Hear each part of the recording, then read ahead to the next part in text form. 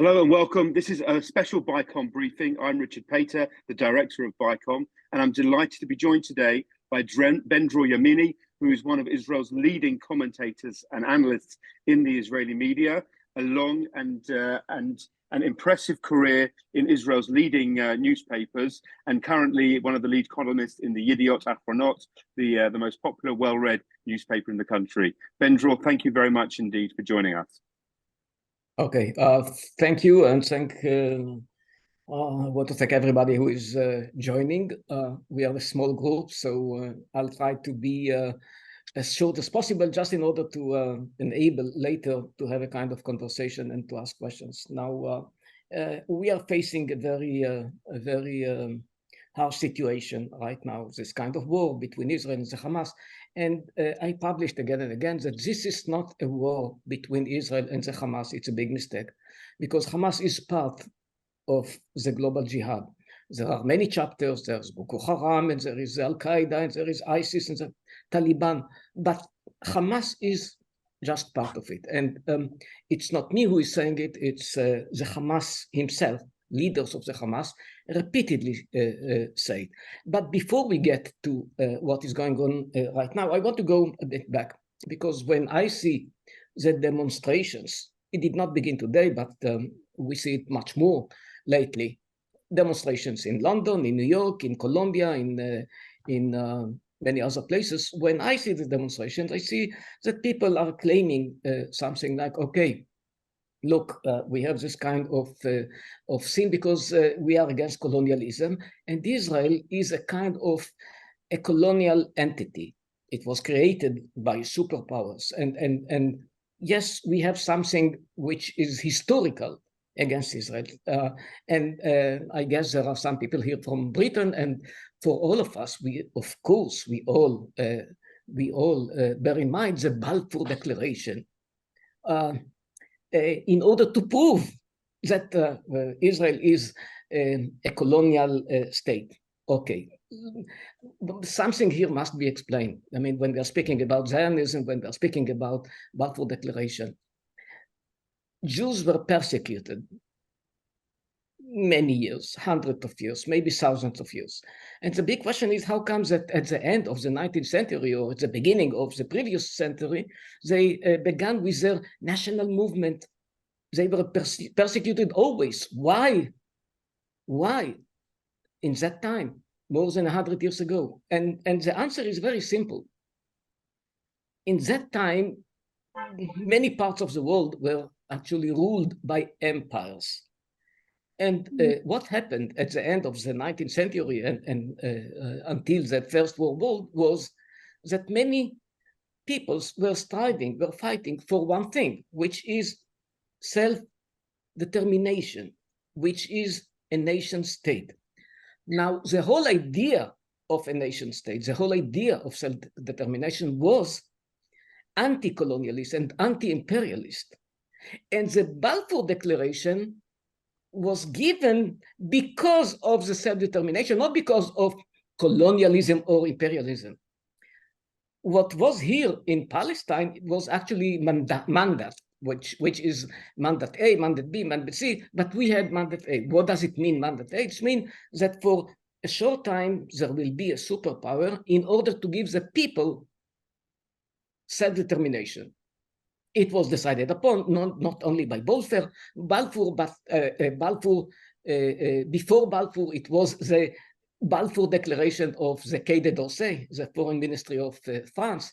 And because other peoples received the self-determination, also the Jewish people, who was persecuted much more than any other people in that time, also received the right for self-determination. Now, it's not colonialism. The whole idea of Zionism is anti-colonialism, is we want our own rule. Enough. We had enough with persecutions. We had enough with blood libels. We want our own independence. That's the whole idea was. Nothing more than that. Now, it's very strange, because when I hear those students or professors in the United States, in other places, telling me that we are colonialists, I don't know if to laugh or not to laugh. I mean, my family came more than 100 years ago. They came from Yemen. Now, they were persecuted. There was the orphan decree, and Jews were persecuted. So they escaped. And now they are telling me that I'm a colonialist, or that they were colonialist. I mean, what are you talking about? They came with nothing. They came with nothing to begin new life. Where? In Palestine. Why in Palestine? But by the way, there was not any Palestine in that time, not for them. For them, there was one thing which was called Eretz Israel, which means the land of Israel. Yes, we were persecuted. Yes, we have already relatives that arrived to Eretz Israel some 10 or 20 years ago, and they said by letters, okay, why don't you come? You are persecuted in Yemen, and they were persecuted in many other places, in Arab countries, in Muslim countries, and of course also in East Europe. I mean, we all know about the history of the Jews from East Europe. We know much less about the history of the people from Arab countries, and we should know. We should know. They were persecuted. They escaped. They are more than half of the population right now in Israel. They are not colonialists. Now, if we go, we continue. Yes, there were people here. I do not deny the fact that they were here Arabs, not Palestinians, because in that time, it's not clear to many people. My parents were Palestinians. Only the Jews in Palestine were called in that time Palestinians. Every Jewish institution in that time was called Palestine something. Palestine Bank, it's the National Bank of Israel today. Palestine Post is the Jerusalem Post, and so on and so on. It is not understood. Sometimes I see in the Palestinian propaganda, they present the team of the football team of Tel Aviv. Yes, the Palestine, yes, but it was only for Jews in that time because only Jews called themselves Palestinians. Later on, of course, it changed, and I do not deny, let me make it clear, the right of Palestinians for self-determination. It's not what I'm saying. What I'm saying is that the whole story began with the struggle for self-determination, the anti-colonialist, anti-imperialist for self-determination. If we go on, yes, Jews arrived to Israel, and nobody came because he was colonialist. They came because they were persecuted. I mean, 90% of the people who came to Israel until 48 and after in the 50s were refugees. They lived in refugee camps during the 50s. It is not understood. I mean, there was a Jewish Nakba from the Arab countries. I mean, we have so many publications about the Palestinian Nakba. I do not deny it. Yes, they escaped. They were forced out. It happened. It happened. But we cannot forget that actually it happened in every conflict because of the establishing of nation states, because of the collapse of the empires. So many people moved. Nakba, where there was not a Nakba, speaking about East Europe, speaking about India, Pakistan, speaking about 60 million people experience something like the Nakba. Among them, a bigger number of Jews than the number of Arabs that became Palestinians. We cannot forget it. We cannot deny it. What happened is that in 1937, because of the conflict, yes, there was a conflict between Jews and Arabs in Palestine under the British mandate. The first partition resolution was presented. And what happened is that Jews accepted it, Ben-Gurion, the leader, and the Arabs, all the Arabs, rejected it. In that time, the Jews accepted something which was very, very tiny. Later on, in 48, I'm doing a short lesson in history just in order to understand what we are talking about. In 48, after the Holocaust and the partition resolution, again, all the Arab countries rejected the resolution. The Jews in Palestine, of course, accepted it. And yes, the state was declared Medinat Israel, the state of Israel. In that time, immediately after, something like 4 or 5 Arab armies invaded Israel. By the way, they occupied something like 60% from what was allocated for the Jewish state. Totally forgotten. Eventually, yes. They were defeated. One of the problem is that in that time the Palestinian problem was created, the refugees problem. But in the very same time, as I said already, the problem of the Jews from Arab countries, the Jewish Nakba, was created just in the same time. I'm giving it just in order to understand the background, because so many people demonstrating against Israel do not even understand the realities. I'm not saying that Palestinians did not suffer. Yes, they did. And to deny it, it will be stupid. Yes, we need a solution. But we cannot deny the basic facts of history of what happened until the time. And then we are getting to, of course, 67, the war that actually was initiated by the Arab armies. I will not get to it. Later on, before we get to this conflict with the Hamas, we had the occupation, which many of us do not like, but it was a fact because, I mean, yes, there was a military occupation of the territories, not because we initiated this war, because we had to defend ourselves. I do remember myself as a child digging in the land because we were so afraid. I remember myself as a little child, we were really afraid that we are going to be exterminated, because just remember all the declarations of all the Arab leaders in the 60s were, we are coming to exterminate you one by one. We are coming to, before the occupation. And we were afraid. As a child, I remember myself digging in the land in order to have a shelter, because they are going to bomb us. And we go on. Yes, we have for many years the occupation, but we cannot forget that we tried, many of us, not all the Israelis, but many of us, and the Israeli governments decided upon, okay, enough. We need to put an end to this conflict. And to remind us all, in 2000, before in the 90s we had the Oslo process, we were hopeful that this conflict is going to finish and maybe a solution will come. It didn't work out.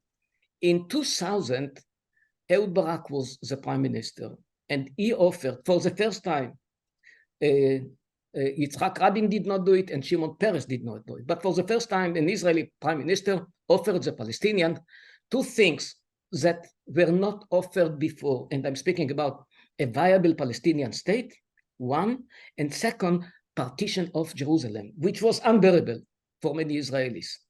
For the first time, it was in the Camp David summit in 2000. It was rejected by Yasser Arafat and the Palestinian delegation. Again, we cannot forget it.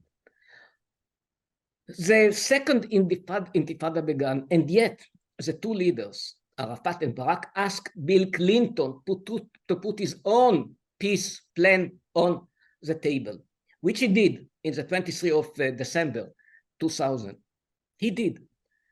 And what happened? I mean, he gave them something like 96% of the territories, 100% from the Gaza Strip, and he gave them also a solution for the refugees by international huge fund that will solve the problem, and the partition of Jerusalem. He gave them all. What was the Palestinian response? We know.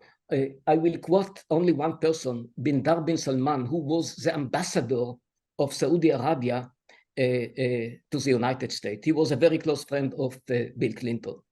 And he told Arafat, before Arafat went to the White House, he told him one sentence: go and say yes, because we Arabs support this peace plan of Clinton. It's very interesting just to mention that it was a historical change. Why I'm saying that in that time there was a historical change? Because for the first time, Arab state accepted a peace plan that recognized Israel as the Jewish homeland. First time in history. First time in history. But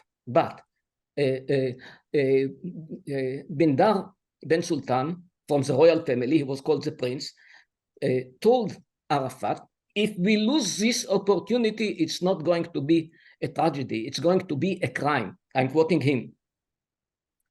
Arafat went to the White House and committed both a tragedy and a crime, because he actually rejected the Clinton plan. It happened again in 2000, in 2008, by Ehud Olmert. The same kind of plan. It was rejected by Abu Mazen this time, Mahmoud Abbas, totally rejected. It was again offered by John Kerry and Barack Obama in 2014.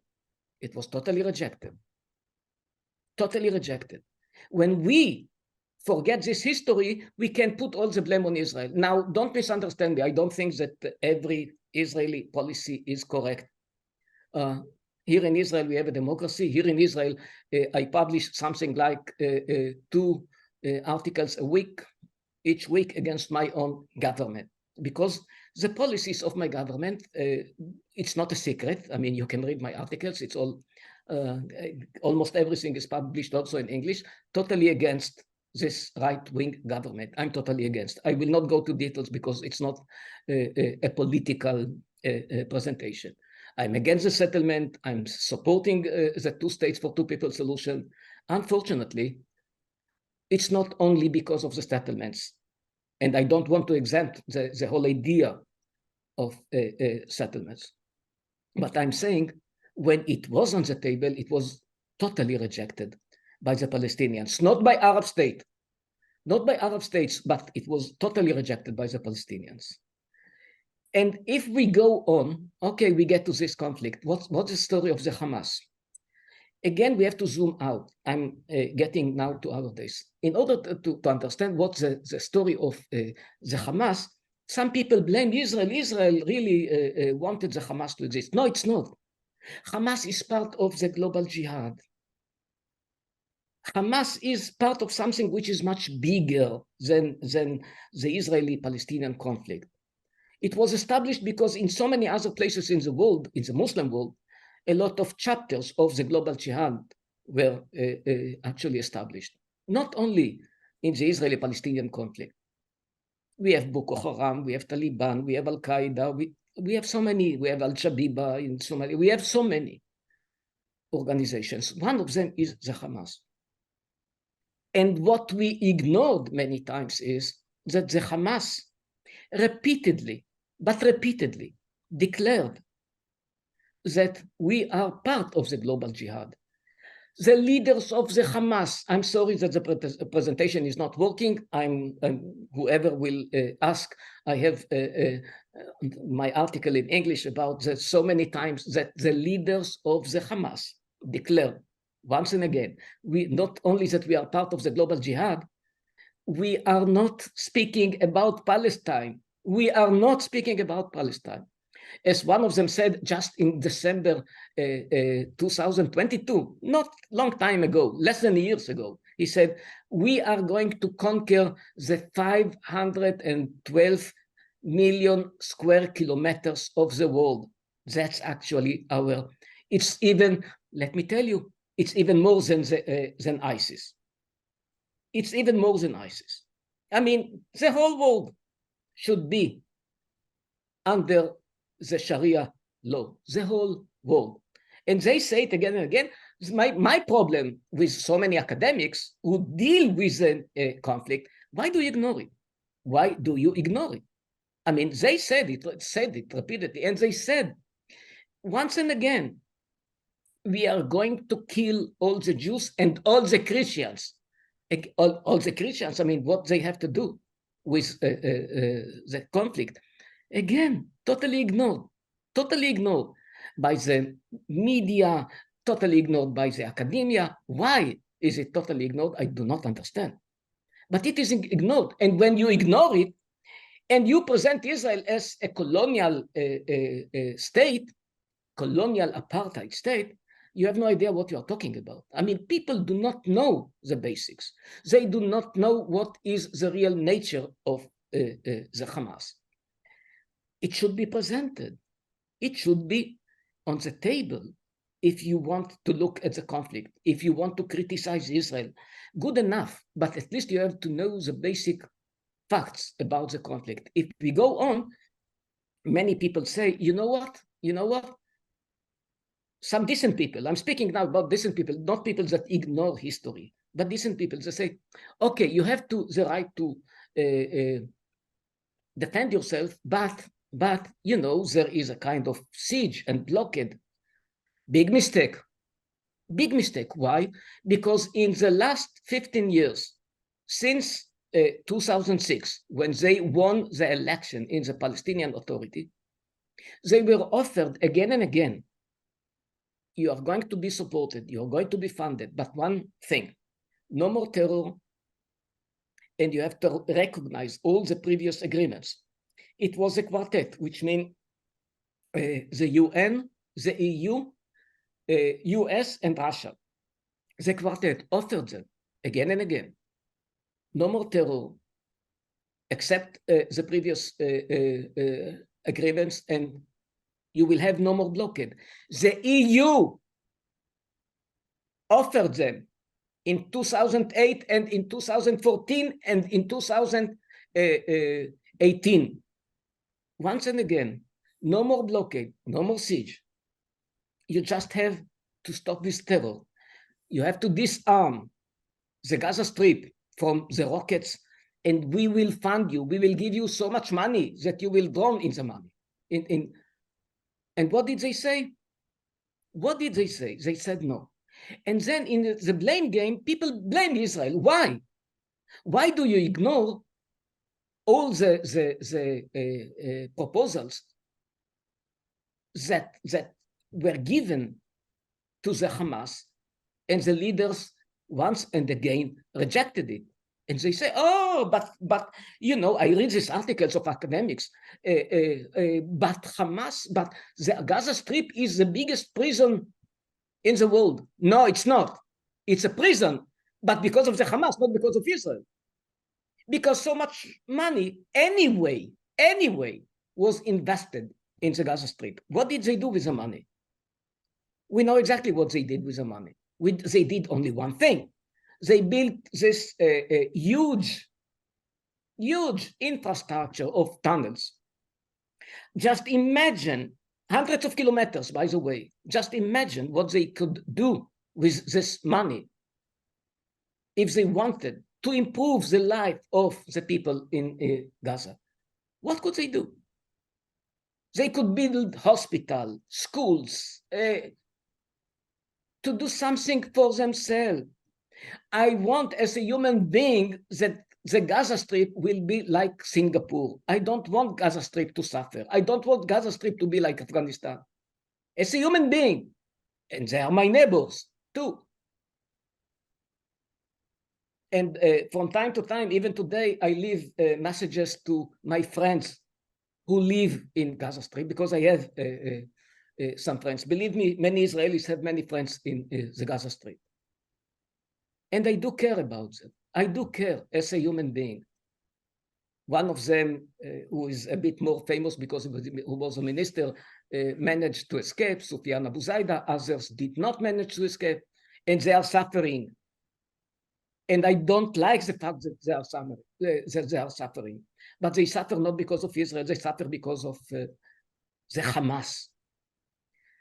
Wherever, now bear in mind, wherever you have this kind of global jihad, there is destruction and bloodshed. Nothing to do with Israel.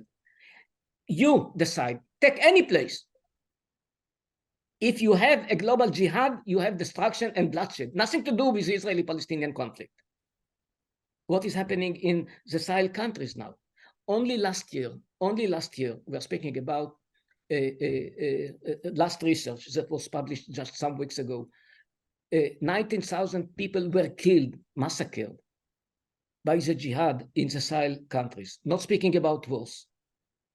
Altogether, when we are speaking from 2001, the 9/11, until now, we are speaking about almost 300,000 people that were massacred by the so many chapters of the jihad. 89% were carried out in Muslim countries. 89%. 95% of the victims are Muslims. The jihad is the enemy of Muslims. Totally forgotten. When people demonstrate in favor of Hamas or jihad or whatever, what are you doing? If you are in favor of the oppressed and not of the oppressor, you have to be against the Hamas, not against Israel. Israel is defending itself. I'm going to the last chapter of my short presentation. Proportions. You know, many people say, okay, you have the right to defend yourself, but you are going in a very disproportionate way. So many people are killed, innocent civilians. Let me tell you something. Yes, it happens. Yes, it happens. Many, I don't know, because we don't have the real numbers of what is happening today, so I will not get into it. But I do know, generally speaking, that a lot of innocent civilians are killed, including women and children. I have to say two things. First of all, if you have to uproot the jihad, unfortunately, you have no other way. How do I know? I know because I see what happened, for example, in Mosul and what happened in Raqqa. Much more buildings, I mean, speaking about percentage of buildings that were totally destroyed by the US Air Force and the British Air Force. It was in Mosul, it was something like 65%. In Raqqa, it was 70%. Now, people are claiming against Israel. I mean, you in the West, in Britain and the United States, you did it in thousands of kilometers away from your house. You did not have rockets launched toward London or Birmingham, and not to New York and not to Washington. And yet, you found justifications. And people are telling us that we have no right to defend ourselves against the Hamas. I mean, what? Why did you have the right to do it in Mosul and we do not have the right to do it in Gaza? And I'm so, now, one more thing. The leaders of the Hamas repeatedly say, we do it because we use women and children as human shields. They declare it in their own voice. Once and again, totally ignored. Totally ignored. So yes, we are in a place that we need a solution. I cannot tell you that I know what the solution is. I just know that we are speaking about a much bigger problem. We are speaking about a much bigger problem.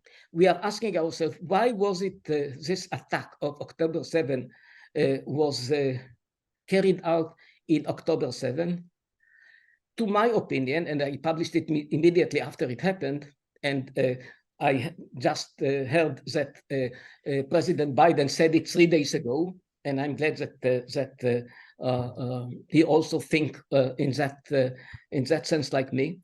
And he said it was probably because of the mega deal, which means Saudi Arabia, United States, the defense agreement, and the normalization with Israel.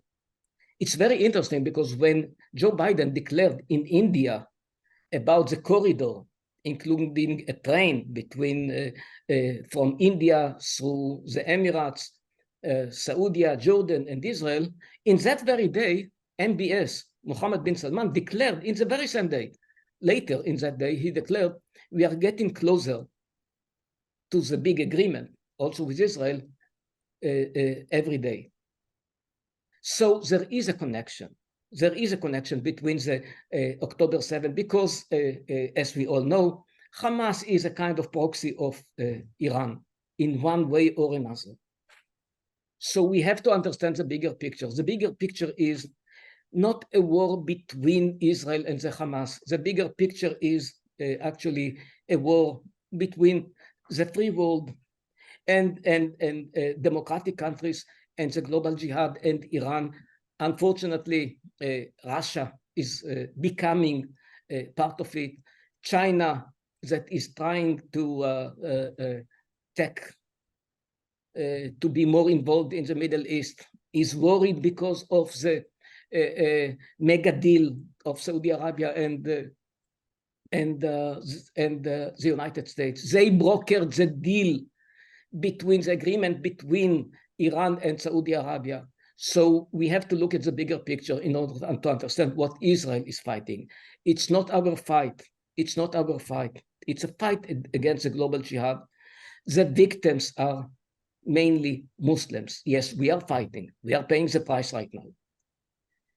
And by so many academics, I hear that we are demonized. No, it's not fair. No, this is not the way to fight the global jihad.